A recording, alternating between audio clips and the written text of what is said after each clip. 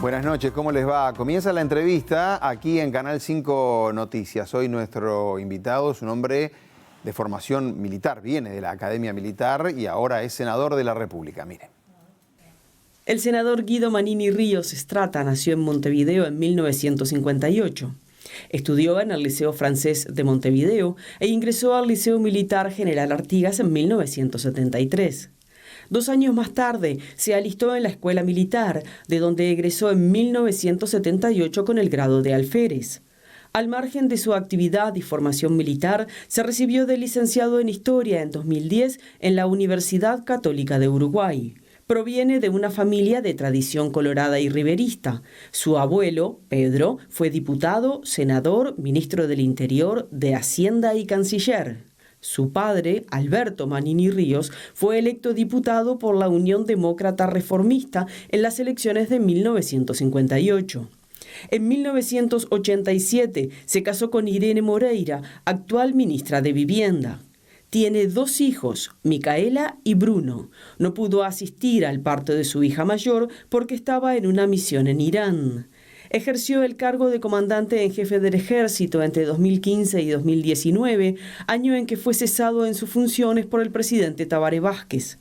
Poco después fue candidato a la presidencia en las elecciones presidenciales de 2019, instancia en la que resultó elegido senador de la República hasta 2025. Guido Manini Ríos tiene 8 hermanos. Se crió en Carrasco, en 2 casas, con un amplio jardín donde tenían varias mascotas, media docena de perros, varios gatos, zorros, cisnes, águilas, pingüinos, una serpiente y hasta un cachorro de leopardo. Bueno, está acostumbrado a tener ese tipo de animales cerca. Senador, ¿cómo anda usted? Hay que lidiar con todo tipo de fauna. Sí, ya veo. Y ahora como político también. También seguimos lidiando con otro tipo de fauna. Está muy bien. Viene de una reunión en Torre Ejecutiva con el presidente de la República. ¿Cómo le fue? Estuvimos esta tarde bien, siempre me va bien. Estuvimos conversando de distintos temas. La verdad que... ¿Qué está la rendición de cuentas allí?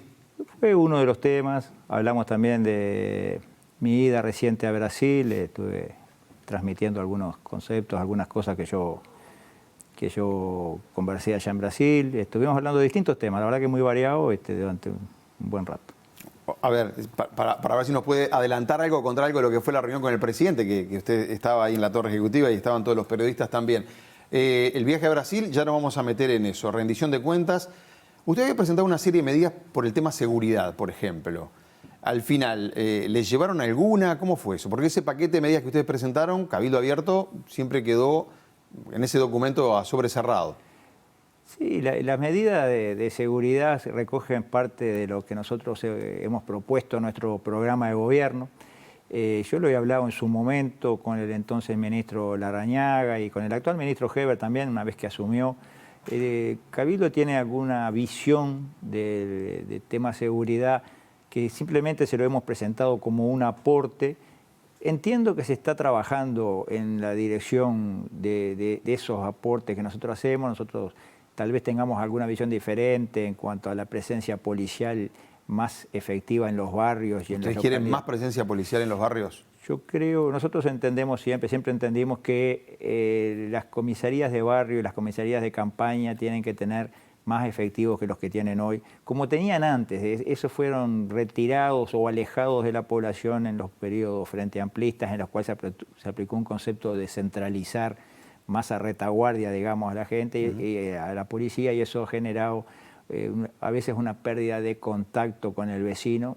Y nosotros básicamente es eso lo que estamos insistiendo permanentemente, pero yo creo que se está trabajando en esa dirección. A veces los cambios llevan su tiempo y por supuesto que nosotros estamos apoyando, quedó demostrado ayer en la interpelación al ministro Heber, en el entendido de que se está trabajando en la dirección correcta. Bien, o sea, porque usted había dicho aquella frase, se acabó el recreo.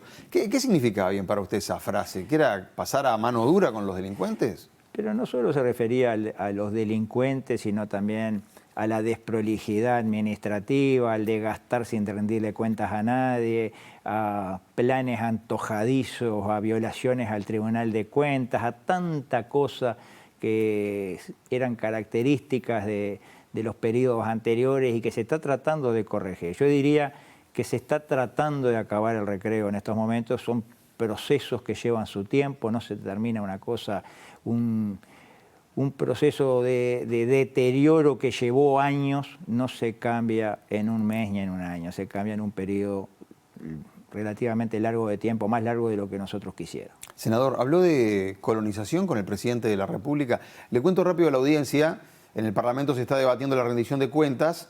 El gobierno quiere que recursos que estaban hoy en colonización, 20 a 30 millones de dólares, pasen para regularizar asentamientos. Y Cabildo Abierto no está de acuerdo con quitarle ningún recurso a colonización, es así. ¿Lo trató con el presidente eso para empezar? Sí, hablamos. Nosotros lo hemos dicho públicamente. Yo diría que ya yéndonos a la campaña electoral, siempre dijimos que la gran tragedia de este país es el vaciamiento del interior, es ese éxodo permanente que año tras año se va produciendo de gente de campo que termina viviendo en la ciudad, terminan viviendo en los cordones más pobres de las ciudades grandes y muchas veces en asentamientos irregulares, que es justamente de lo que estamos hablando ahora, que hay que buscar erradicar. Nosotros estamos ante una realidad de 600 y pico de asentamientos, de 200.000 uruguayos viviendo en asentamientos irregulares, viviendo la gran mayoría de ellos en condiciones totalmente indignas. Y lo que más nos duele es que después de un periodo de bonanza económica, donde ingresaban al país decenas de miles de millones de dólares, por el producto de sus ventas a buenos precios, pero también por un endeudamiento histórico, yo diría que escandaloso, que hubo en los periodos anteriores, decenas de miles de millones de dólares entraron y nunca hubo el dinero suficiente para erradicar esa realidad que nos duele a todos. Ahora hay que afrontar esa realidad y justamente ahora es donde los recursos no sobran, esas decenas de miles de millones no están. Bueno, pero usted dice que hay que mantener entonces los recursos en colonización. ¿Y qué pasa con los asentamientos? Bueno, nosotros creemos que hay que buscar, y estamos en ese proceso de búsqueda de una financiación alternativa. Creemos, lo decimos sinceramente, que no es sacando la colonización que se puede solucionar este tema. Pero por supuesto que hay que buscar soluciones alternativas, tal vez haya alguna forma diferente. Nosotros hemos propuesto una, hay economistas que... Sí, los derechos de giro del FMI, sí, habían propuesto ustedes. No utilizar los derechos directamente, sino con esos derechos reemplazar bonos que hoy generan un interés anual, letras de regulación monetaria que hoy generan un interés anual, o sea, el Estado tiene que pagar por ellas un interés anual del 7%, y como esos derechos de giro son casi 600 millones, daría para ahorrar por año de intereses no pagados 40 millones. ¿Y qué le dijo el presidente ahí a ese punto? Bueno, él tiene asesoramientos que son que difieren en algo, que dicen que eso mejor no tocarlo. Bueno, y saca el FIE, dijo el otro día en su cuenta de Twitter que era mejor no, que eso era endeudarse más todavía y no era negocio. Por supuesto, pero yo también tengo economistas de muy buen nivel que dicen que sí se pueden utilizar y que no es deuda, no significa deuda el hecho de sacar letras de regulación monetaria y ahorrarse de pagar un interés, y ese ahorro es lo que se utilizaría y no los derechos especiales de giro. Pero hay una discusión ahí, yo creo, entre entendidos, entre doctores en economía. Yo, más allá de que se adopte esa solución u otra, creo que estamos necesitados de encontrar una solución que no genere futuros ocupantes de asentamientos por no tener hoy el acceso a un predio en el cual que les permita permanecer en el campo, que creo que tiene que ser el gran objetivo nuestro, que no se siga despoblando el interior del país. Permítame, senador, a ver si podemos compartir lo que dijo el presidente de la República el otro día a propósito de esta situación que se está dando, de dónde conseguir los recursos, colonización, decolonización para los asentamientos. Estamos eligiendo beneficiar a los que menos tienen. Y ese dinero que no va a modificar colonización, que no le va a cambiar el giro a colonización, que no lo va a dejar en dado de colonización porque todavía tiene 15 millones de dólares de funcionamiento, va para ahí. Esto se habló con los líderes de los distintos partidos, esto se habló con la coalición, esto se votó en diputados y esto va a senadores. Y es bien claro, bien claro. el que quiera un fideicomiso para el asentamiento tiene que votar esta financiación, porque otra financiación no hay. Y no se puede estar en la procesión y en la misa. Así que estos destinos que eran para colonización, que no afectan su funcionamiento, son los que tenemos para hacer un fideicomiso para aquellos que menos tienen. Eso es lo que el gobierno discutió, aprobó, lo firmaron todos los ministros del gobierno y así es que vamos a seguir en el Parlamento. Bueno, el presidente ahí fue claro, parece que es así y no se abre ese paquete de negociación. Hoy no está el voto asegurado de Cabildo Abierto para esto de colonización, entonces. ¿Cómo está planteado? ¿Cómo lo mandó el Poder Ejecutivo? Estamos buscando alternativas. Le vuelvo a repetir, entiendo que colonización cumple una función muy importante. La función para la cual fue creado en el año 48 sigue estando vigente y que lo peor que podemos hacer como gobernantes hoy es no adoptar políticas que radiquen a la gente en el interior del país. Todo lo que hagamos es poco. El otro día, en una entrevista que salió publicada en un diario el domingo, a directores de colonización les preguntan y uno de ellos dijo que por cada colono que recibe su predio hay como 50 que no lo reciben, que son aspirantes que no obtienen, que no acceden a la tierra. Yo no sé si los números son reales. Tal vez ahí haya gente que no califique para ser colono, pero la realidad es que hay varios que no acceden a la tierra por falta de tierra, por falta de recursos. Yo creo que todo lo que se haga en el sentido de darles la oportunidad a la gente de campo que califique, que tenga un proyecto, que se va a radicar con su familia, todo lo que se haga es poco. Que vengan a la ciudad a vivir en condiciones indignas, a generar toda la problemática que se genera, que es la que queremos solucionar ahora por otro lado. Yo creo que es el peor negocio para el país, es lo peor desde el punto de vista social, además de económico, cultural, en todos los aspectos yo creo que es realmente negativo y bueno, tenemos que el problema es que la frazada no da para todos, es corta, como se dice. Entonces ustedes tienen que elegir de dónde sacan y dónde colocan el dinero. Nosotros hemos planteado del uso del interés que se ahorraría sacando letras de regulación monetaria. Pero hoy se puede afirmar que no está asegurado el voto de Cabildo Abierto para el proyecto como vino del Poder Ejecutivo. ¿Está bien? Se puede asegurar, sí. Ahí está. No, le digo porque el senador Penades el otro día decía que se termina el tiempo, que tienen que definirse para ver si están los votos también. Y están en ese último minuto. Pero yo repito sus palabras, no está asegurado. Bien. La coalición de gobierno, la coalición multicolor, que ha funcionado en forma homogénea en algunos puntos importantes, la ley de urgente consideración, el presupuesto, ¿usted cree que va a durar los 5 años? ¿Cabildo Abierto piensa que es una coalición para los 5 años o que antes va a haber que distanciarse? Cabildo Abierto no tiene un cronograma de salida, ninguna previsión de salida. Cabildo Abierto es coalicionista, es un soporte de la coalición. En cuanto a lo que se refiere al documento compromiso con el país, que es, digamos, la base de la coalición, Cabildo Abierto lo ha cumplido siempre a rajatabla. Yo creo que en ese sentido no puede haber ninguna visión diferente. Cabildo Abierto... ¿Ustedes se consideran leales a lo que se firmó?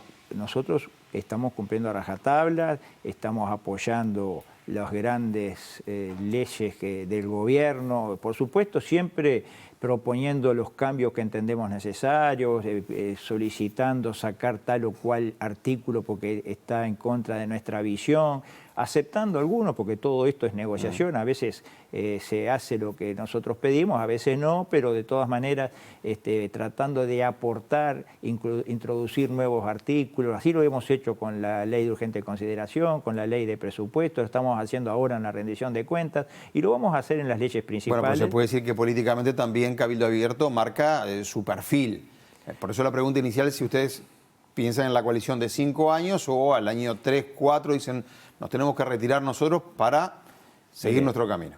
Nosotros no podemos adivinar el futuro, pero le puedo asegurar que no tenemos ninguna previsión. Nosotros podemos estar hasta el último día, hasta el 1 de marzo del año 25 en la coalición, podemos estar dándole nuestro aporte permanente, pero eso sí, marcando claramente que somos un partido que no somos el Partido Nacional ni somos el Partido Colorado, somos Cabildo Abierto. Y Cabildo Abierto tiene su visión de muchos temas, tuvo su programa de gobierno, tiene, digamos, sus características, bueno, que hay que respetarlas. Yo creo que en eso no hay nada raro. No, digamos. porque se desmarcaron, por decirlo de alguna forma, en el acuerdo del puerto con Katun Nací, en un momento estaban en duda los votos de Cabildo para ver si respaldaban a Heber, el ministro, en la interpelación. La ley forestal fue otro tema donde se puede decir, no está en ese acuerdo que ustedes habían firmado, pero corrieron solo, digamos, y tuvieron el apoyo del Frente Amplio allí. Nosotros tenemos diferentes visiones, como dije, vamos a entender, no somos los únicos que presentamos un proyecto que no están de acuerdo los demás socios de la coalición. El Partido Colorado presentó un proyecto, por ejemplo, ¿no? Sobre la eutanasia. Nosotros no estamos de acuerdo. Y bueno, ¿y cuál es el problema? Cada partido presenta su proyecto, después tendrá o no tendrá los votos necesarios, pero yo creo que el mostrar la visión de determinado tema en forma diferente no es ir en contra de la coalición, ni buscar la ruptura, ni nada por el estilo. Creo que es más, se enriquece la coalición en que haya distintos puntos de vista sobre determinados temas. Sería muy pobre si fuera monocorde, si todos opinaran lo mismo de todos los temas. ¿Qué va a pasar con la ley forestal? Porque se votó ya en diputados, ustedes obtuvieron los votos en diputados, con el apoyo del Frente Amplio, como les decía. No sé si eso generó algún encontronazo en la coalición, y ahora está en el Senado, pero está media detenida. No, indudablemente que generó encontronazo. Te dice, no sé si generó. Eso fue público y notorio.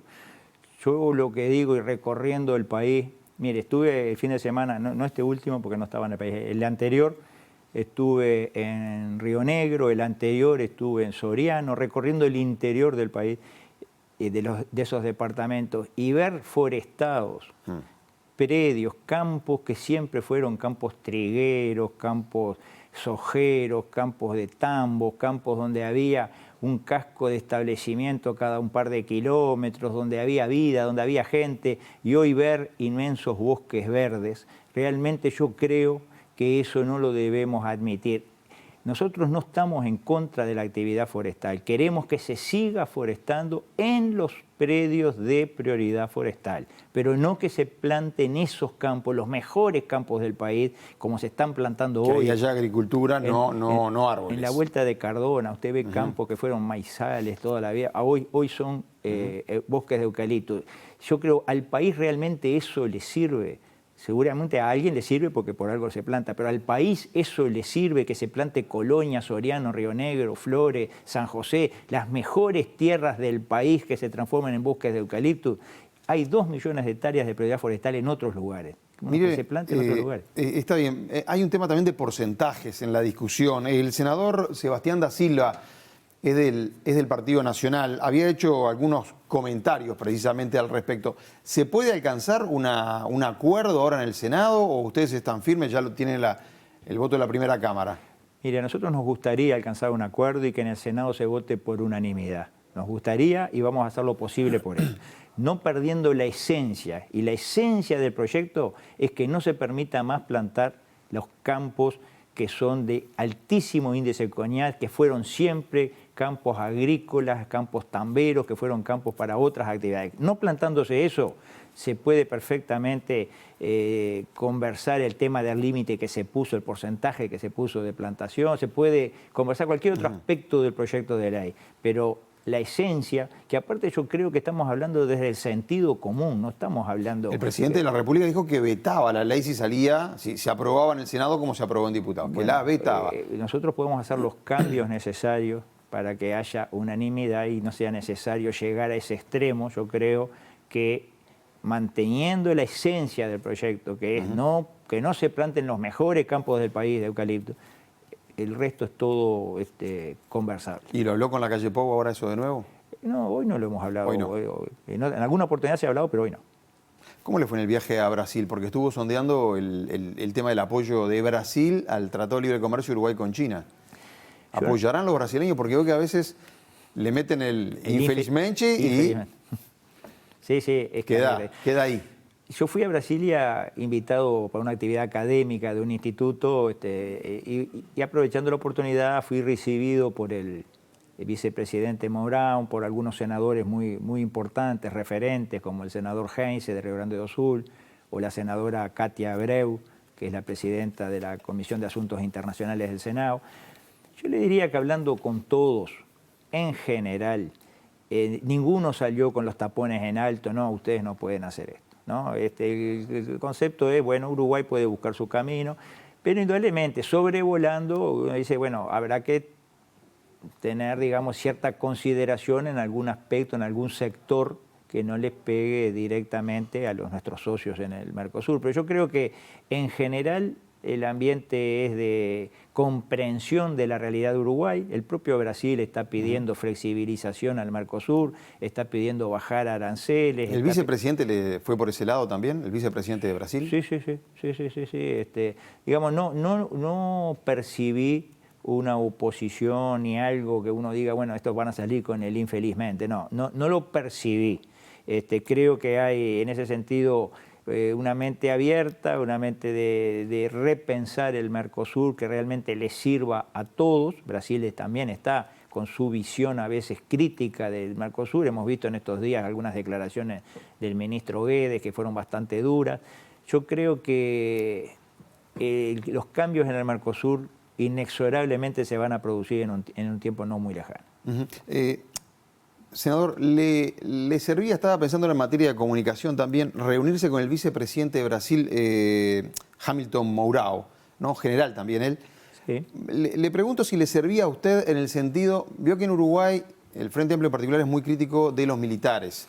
Si le servía porque Mourão fue un hombre que también está de acuerdo, y hace poco ha hablado de que ha apoyado el golpe militar, de que no tendría mayores problemas que vuelvan los militares, y eso después también se cobra políticamente, digo, ¿no? Se lo van a recordar.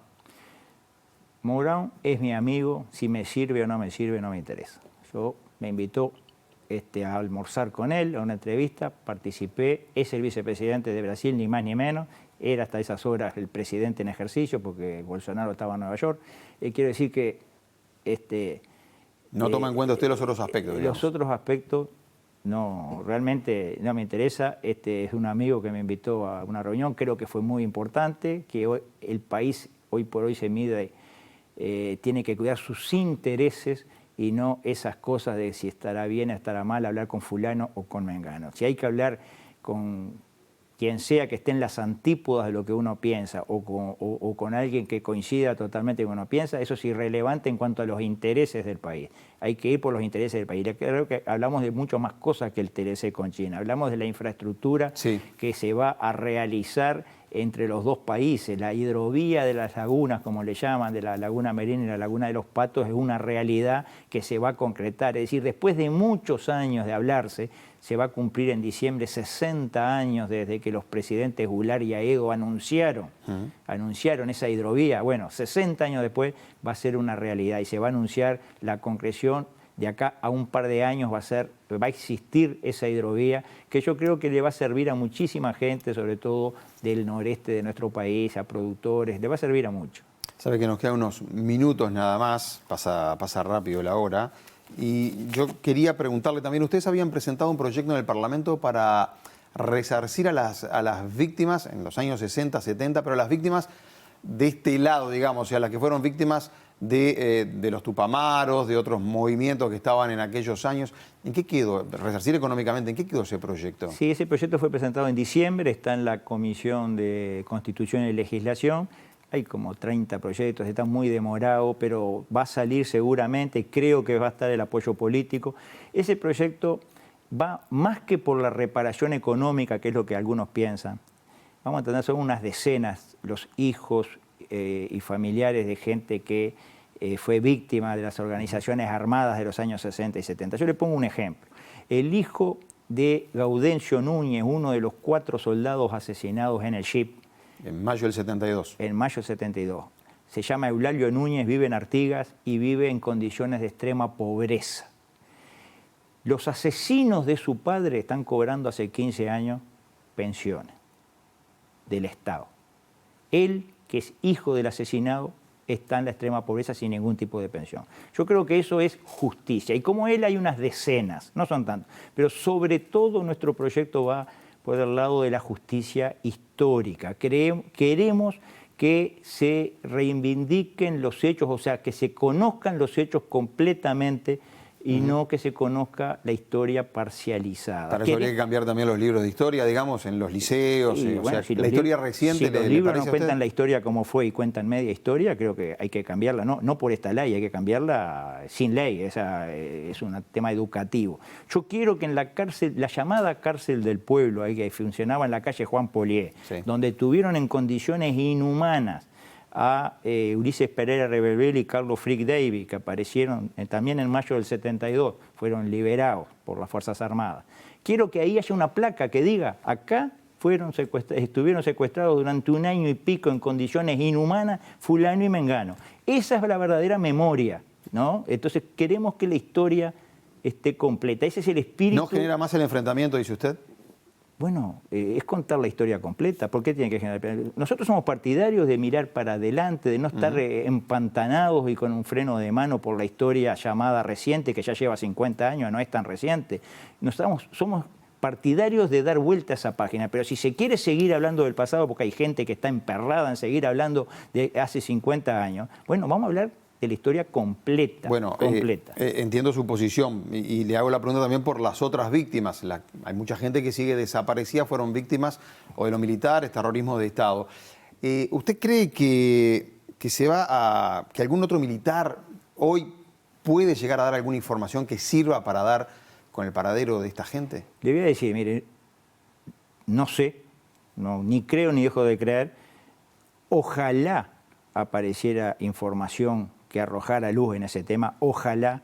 Lo he dicho estando en actividad, estando a cargo de la institución militar, sería buenísimo para las Fuerzas Armadas, para el país, para todo el mundo que haya información que conduzca a encontrar restos de desaparecidos. Lo dije en su momento, lo digo hoy, ojalá, pero a medida que va pasando el tiempo uno va perdiendo las expectativas. Claro. Mire lo que decía, vamos terminando con esto, mire lo que decía Zaffaroni a propósito, ella es una de las familiares de personas desaparecidas. El crimen de la desaparición forzada, que es un crimen muy especial porque tiene un carácter permanente, por lo tanto se comete cada día porque el efecto que de este crimen sobrepasa a la víctima que matan, que ocultan, que desaparecen, y es un efecto que es para su entorno, para la sociedad, para los que están, para los que siguen. Hacemos una reflexión de todo lo que nos falta para realmente tener garantías como sociedad para que esto no vuelva a suceder. La justicia, la verdad, el encontrar los cuerpos, ese es el eje, como siempre, de nuestro reclamo.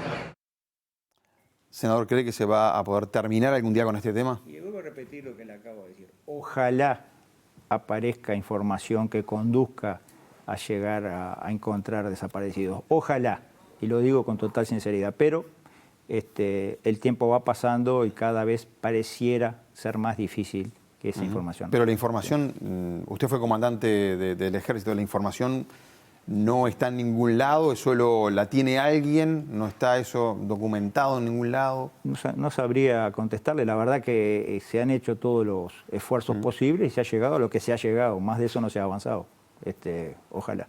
Senador Guido Maní Ríos, gracias por haber venido hoy acá. Gracias a ustedes por la invitación. Mucha suerte en su trabajo en el Parlamento. Amigos, de ustedes también me despido, será hasta mañana, buenas noches, gracias.